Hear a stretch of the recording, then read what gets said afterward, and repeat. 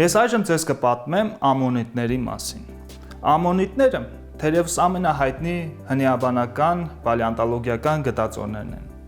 Հայտնաբերվել են ամբողջ մոլորակի տարածքով եւ հանդիսանում են ամենահայտնի եւ ամենահիանալի բրածոներից մեկը։ Ամոնիտների քանակը այնքան շատ է, որ նրանք հանդիսանում են նաև բիոստատիգրաֆիական մարկերներ, այսինքն ամոնիտները գտնելով դուք կարող եք կոնկրետ ժամանակահատվածը հասկանալ։ Այդ ամենից առանձին կարելի է նշել, որ Հայաստանում ամոնիտները հայտնաբերվել են Խնձորուտ շրջանում եւ այսպիսի տեսք են ունեցել։ Ամոնիտը իրենից ներկայացնում է ցվալապոտ, այսինքն 8 ոտնուկի ազգակից, որը պատված է եղեգեցիով,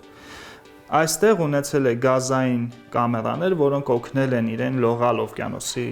ջրերում, եւ այստեղից իր շոշափուկներն են դուրս եկել։ Ամոնիտները տարբեր չափեր են լինում, այսպիսի միջին, փոքրիկ եւ հսկայական միջև բեռնատար մեքենայի անիվի չափ։ Ամոնիտ անունը տրվել է հնեաբանների կողմից, քանզի որ այս կենդանին նման է եղել կառուցվածքով հին եգիպտական Ամոն-Ռա աստծու իերոգլիֆի գրման միջոցին։